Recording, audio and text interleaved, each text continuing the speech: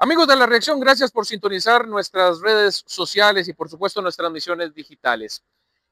Esta mañana las gerencias de las operadoras de pensiones, junto también a la Junta de Pensiones del Magisterio Nacional y la Gerencia de Pensiones de Invalidez, Vejez y Muerte de la Caja Costarricense de Seguro Social, sostuvieron una conferencia de prensa para hablar de aspectos técnicos relacionados con pensiones, régimen obligatorio de pensiones y otros.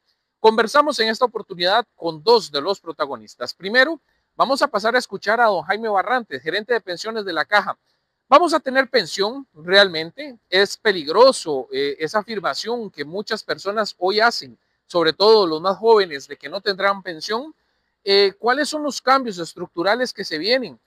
¿Cómo se responde de parte de la institución al incremento que tendrán las cuotas obrero-patronales a partir del próximo mes de enero? Todo lo vemos a continuación en esta conversación extendida que sostuvimos con el funcionario. Don Jaime Barrantes, gerente de pensiones de la Caja. Bueno, don Jaime, acá yo tengo una duda muy puntual y es, en 15 días suben las cuotas obrero-patronales y esta fue la decisión que adoptó la Junta Directiva, digamos, como una medida adicional para tratar de darle sostenibilidad. Pero desde un punto de vista lógico, ¿cómo, digamos, incrementar el costo de emplear personas o el costo de eventualmente aportar al sistema va a venir a darle una solución plausible en largo plazo al sistema de pensiones desde el régimen básico, por decirlo de alguna manera? Sí, bueno, primero aquí es importante aclarar que este aumento de cuotas fue algo que se aprobó por la Junta Directiva desde el año 2005. Esto no corresponde a una nueva iniciativa de aumento de cuotas, sino que esto viene precisamente de un momento en que la población costarricense, ¿verdad?, con un 7,5% de cotización, financiaba los regímenes y todo el gasto de pensiones, pero eran momentos en que había muchos cotizantes en relación al número de pensionados. Ese 7,5% que tenía Costa Rica en aquel momento era muy por debajo de lo que tenían otros países. Es decir, el gasto o poder financiar una pensión requiere cierto nivel de aportes. Entonces, en ese año se aprobó aumentar un 1% adicional a cada sector, ¿verdad?, de tal manera que fuera de una manera gradual en un periodo prácticamente de 30 años. Entonces, cada 5 años, en los últimos 20 años, se ha venido aumentando 0,5%. Y de esos incrementos quedan dos, el del 2026 y el del 2029. Adicional a eso no se está promoviendo ningún aumento adicional de cotizaciones. ¿Cuánto de estabilidad creen ustedes que van a dar estos aumentos que se han dado, digamos, en estos 20 años, por decirlo de alguna manera? Bueno, estas medidas con otras que hemos tomado, ¿verdad?, y otras que se han ajustado, en este momento habla que nuestras proyecciones actuariales alcanzaría para que la reserva se agote más o menos en el año 2047. Ahora bien, no es lo único que hay que hacer. Eventualmente se necesitan reformas estructurales más fuertes. ¿Cómo hacerlo, insisto, cuando, por ejemplo, hoy tenemos niveles de informalidad laboral que alcanzan el 50%, una base de cotizantes que cada vez disminuye más? Le planteo un caso incluso personal. Yo en este momento no trabajo, digamos, formalmente para un patrono, no cotizo, entonces estoy fuera de la base, soy un trabajador informal. Entonces yo, digamos, a mis 35 años no estoy cotizando ni para mi futura pensión, ni nadie está aportando para mi futura pensión. Y casos como los míos hay montones. Y casos como patronos que no quieren pagar ese 26% de cargas sociales o no pueden soportarlo porque tienen que cerrar o porque tienen que eventualmente dejar de cotizar en el sistema, no están contribuyendo a ese sistema. Entonces, me nace la duda sincera de cómo, digamos, hablar de sostenibilidad cuando tenemos tantos números que nos hablan de exclusión de ese mismo sistema. Sí, bueno, es que aquí hay que ver, digamos, a la población en dos grandes sectores. Uno, el sector formal, que usted bien lo explica, y este tema del sector informal. Precisamente yo creo que ahí hay planteamientos que se deben profundizar. Yo creo que efectivamente estas medidas van a tratar de incrementar, ¿verdad?, y hay una serie de aspectos que se han venido dando desde 2005 para incrementar la formalidad. Antes, incluso en el 2005 más o menos, el 45% de la población económicamente activa cotizaba pensiones. Hoy es casi un 70%, es decir, se ha dado un muy buen incremento al tema de la formalidad. Pero hay un reto importante todavía en el sector informal. Hay algunas iniciativas que se hablan, ¿verdad?, de cómo generar algún elemento de alguna pensión universal, por ejemplo, es decir, que las personas, sea que estén en la formalidad o en la informalidad, reciban alguna pensión al final de sus días, ¿verdad? Eso es un elemento que está sobre la mesa. Hay otros elementos de cómo flexibilizar un poco las formas de cotización, ¿verdad? Precisamente lo que usted mencionaba, para hacer más factible. Hay que ver planes voluntarios, ¿verdad? Que también las personas pueden ir accediendo y construyendo su propia pensión, no esperar mucho a que haga el Estado, que haga esto, sino cómo las personas pueden ir construyendo, porque hoy en día, ¿verdad? Incluso personas que estuvieron en el sector formal no cotizaron lo suficiente y no tienen pensión. Entonces, hay un tema de educación financiera indispensable, ¿verdad? En que tiene que haber una colaboración entre el individuo y el Estado, pero tienen que ser ambos, ¿verdad? Porque si el individuo espera que el Estado lo resuelva todo, a la larga llega y no tiene pensión. Y por otro lado, también el individuo tiene que tener las formas, ¿verdad?, más flexibles y mejor, y esos son temas que coincido en que se tienen que discutir para flexibilizar y sobre todo que este sector informal pueda irse formalizando o a la vez tenga mejores formas para cotizar para su pensión. Solo tengo dos preguntas para cerrar. Una es que usted decía ahora en su participación que usted considera que es falso la prerrogativa de la gente que dice que hoy no va a tener pensión, que empieza a trabajar y dice desde una vez, yo no voy a tener pensión. O sea, usted como gerente de pensiones sostiene que la pensión es algo que va a llegarle a la persona.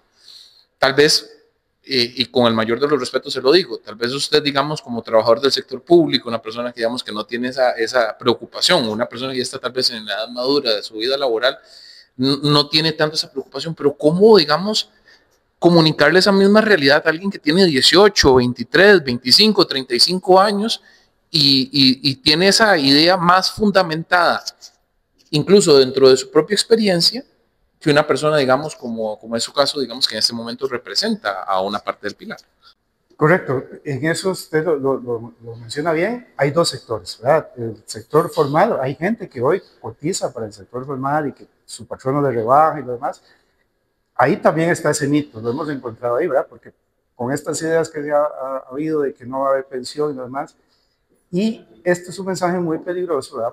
Porque de una u otra manera, hoy en día hay gente que tiene pensión y hay gente que no tiene pensión. Lamentablemente, los que tienen pensión son los que han cotizado a través de su vida, por cualquiera de sus formas, ¿verdad? Ya sea que reciban una pensión del IBM o del no contributivo, o tienen un plan voluntario, o ahorraron para tener alguna forma de ingreso, ¿verdad? Porque pueden recibir ingresos a partir del sistema formal, o puede ser alguien, ¿verdad?, que como usted dice, pues no cotizó, pero fue preventivo y pudo, no sé, ahorrar en su vida y tener 2 apartamentos y vivir de eso, ¿verdad? Entonces, hoy tenemos todo tipo de circunstancias. El mensaje que queremos dar más bien a la población es la necesidad de preocuparse por la pensión y por el futuro. ¿Por qué? Porque independientemente del sector que se esté, va a haber un momento en que va a entrar la vejez. Entonces, cuando entre la vejez, hay un momento en que tal vez la persona ya no tenga capacidad de generar ingresos. Pues es desde muy joven, desde que se tiene 23, 25, independientemente del sector que esté, debe ir pensando en ese futuro, ¿verdad? Ya sea que trabaje como independiente, que trabaje como empleado público, que trabaje como empleado privado, todos van a llegar a un momento en que ya no van a tener fuerzas o voluntad de seguir. Entonces, yo creo que es importante fortalecer los sistemas que ya están y generar mayores o mejores condiciones para toda la población, independientemente del sector que esté. Para terminar, ¿le preocupa a usted, digamos, que el tema de pensiones no sea un tema país que se esté discutiendo con la suficiente, digamos, el suficiente rigor técnico y el suficiente criterio científico metodológico, digamos, de un tema tan complejo? Yo creo que es un momento importante en que el país tiene que poner pensiones sobre la mesa de esos temas fundamentales, ¿verdad? Yo entiendo que hay otras circunstancias hoy en día, como la seguridad, como la situación económica, como la informalidad, pero evidentemente el tema del envejecimiento poblacional y los adultos mayores y el gasto que van a tener, y sobre todo también, porque podemos tener un problema bastante serio si la informalidad sigue creciendo, y podríamos tener un montón, ¿verdad?, o más porcentaje de adultos mayores sin ingresos en la vejez, podríamos tener un problema social serio. Entonces yo creo que el país debe poner atención a eso y ver cómo todo costarricense, independientemente del sector que esté, vaya a tener una pensión. En adición a esta conversación, también tuvimos un espacio con Marco Vargas. Es el vicepresidente de la Asociación Costarricense de Operadoras de Pensiones, pero además es el gerente general de BN Vital, la operadora de pensiones del Banco Nacional. Acá es importante decir que tratamos de dilucidar algunos aspectos que la mayor parte de los comentarios en redes sociales dicen: el ROP es mío, el ROP se lo están robando, el dinero me lo tienen que entregar completo, la pensión que me la están dando en paguitos de polaco, entre otra serie de manifestaciones. Vamos a ver qué nos respondió don Marco Vargas a esta serie de consultas que le presentamos. Conversamos con Marco Vargas, vicepresidente de ACOP, pero además gerente general de BN Vital. Don Marco, a ver, hoy ciertamente existe una creencia muy, digamos, extendida dentro de la población, y es que las operadoras están secuestrando el dinero de los trabajadores del ROP.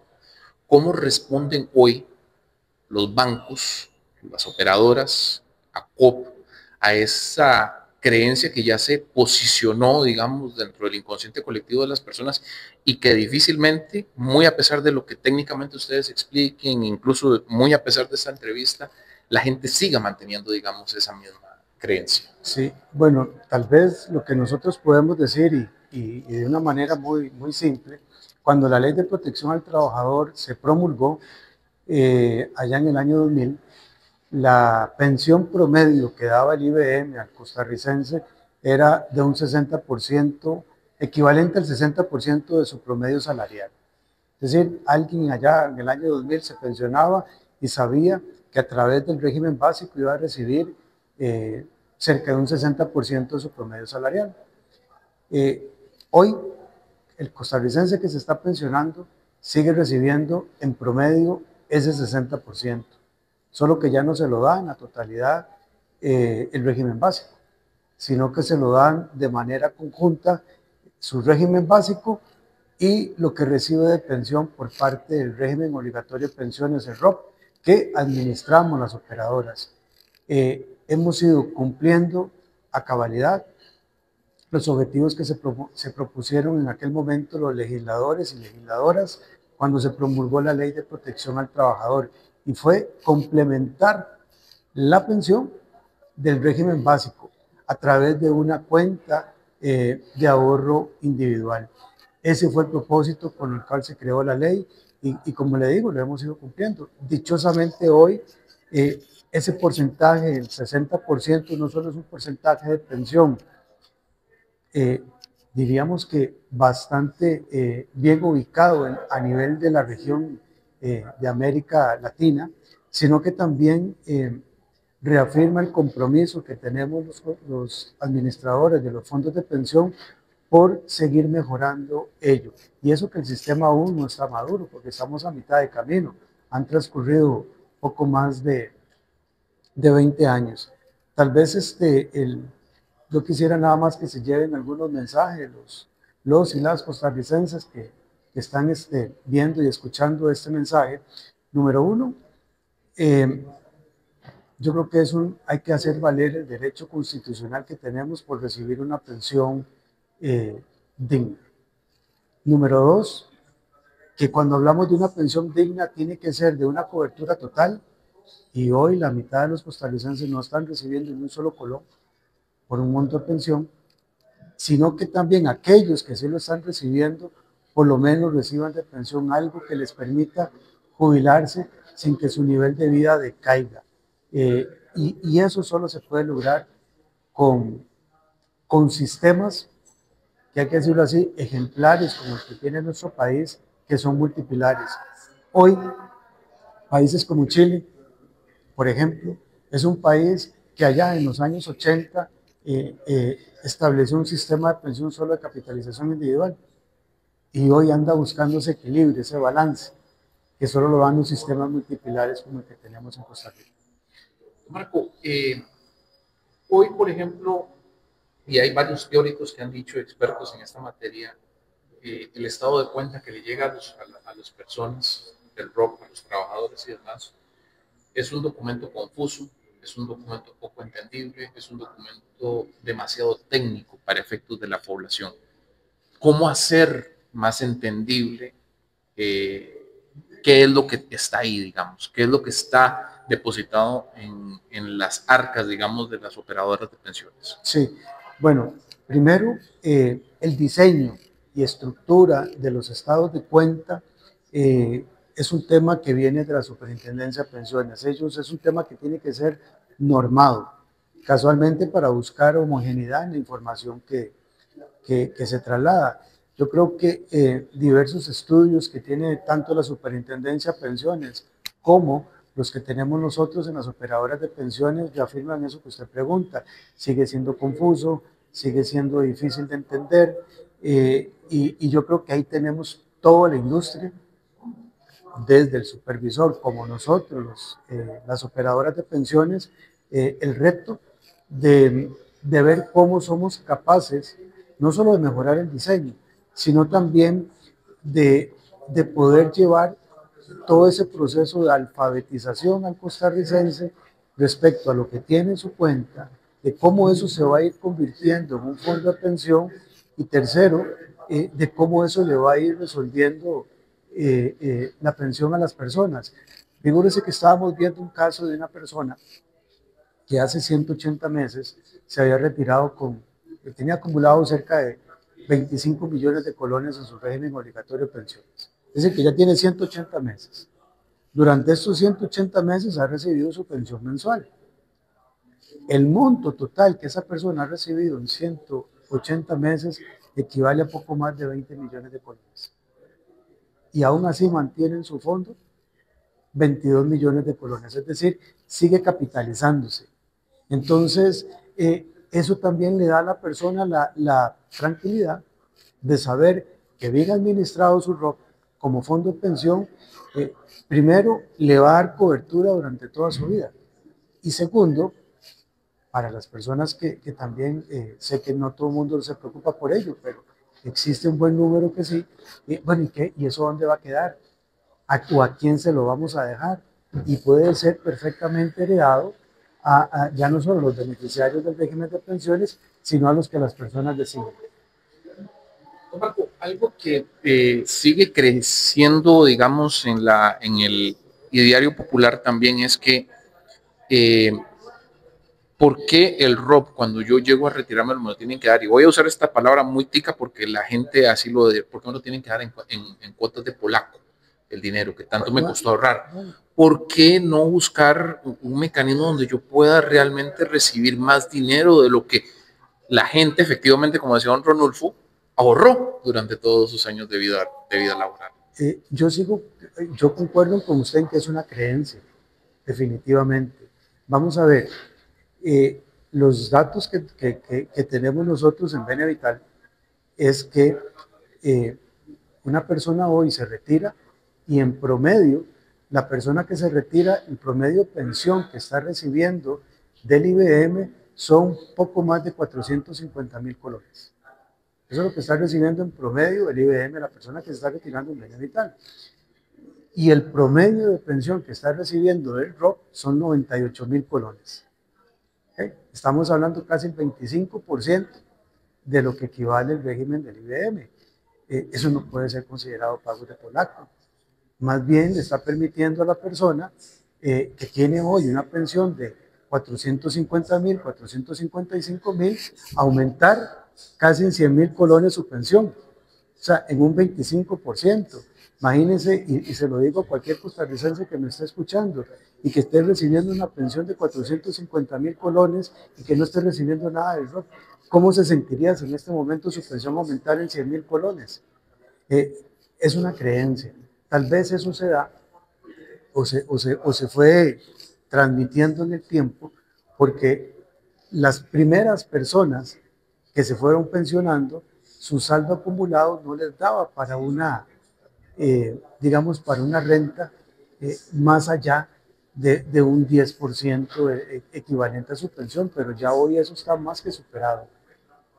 Para terminar, don Marco, ¿siente usted hoy que se comprende adecuadamente la importancia de ese sistema multipilar de pensiones en el sentido estricto de que la población en general entienda la importancia de mantener la solidez y de buscar más bien el fortalecimiento de un tema que no es sexy políticamente hablando, cuando estamos hablando, por ejemplo, de periodo electoral, pero cuando llegan las iniciativas a la Asamblea Legislativa vemos eso que justamente la superintendencia y ustedes mismos advierten que son, intentos poco técnicos, digamos, de socavar el sistema. Sí, tal vez lo que yo creo es que las personas siguen pensando que la pensión que van a recibir es la pensión de su régimen básico, sea JUPEMA o sea el IBL. Y ese es el sinónimo de monto pensión o institución que les va a dar su pensión. Y hoy la realidad es que las personas cuando se jubilan tienen una sola pensión que se compone de dos pilares, para quienes no hayan ahorrado de manera voluntaria, que es la de su régimen básico y la de su régimen obligatorio de pensiones. Y el propósito que tiene el sistema de pensiones es que esa pensión siga siendo competitiva y no se vaya degradando con el tiempo. Y eso solo se puede lograr de la manera en que lo está haciendo este país, complementando la pensión del régimen básico, basado en la solidaridad, basado en las contribuciones que hacemos los que trabajamos para las personas que están retirándose, complementándose con lo que nosotros estamos ahorrando como personas. Esta ha sido la información que le hemos presentado desde el Hotel Radisson. Reiteramos, ACOP, la Asociación Costarricense de Operadoras de Pensiones, y los sistemas de pensiones de repartos, JUPEMA y la Caja, han establecido un encuentro con la prensa con el propósito de hablar de los aspectos técnicos alrededor de la creación del ROP y por qué defienden que este debe mantenerse en administración de las operadoras y no entregarse de forma completa, luego de que incluso el Poder Ejecutivo convocase el proyecto de ley del diputado Gilbert Jiménez que propone el retiro total de estos dineros. Continúe con más de La Reacción en nuestras plataformas digitales y también a través de nuestra página en internet www.lareaccioncr.com.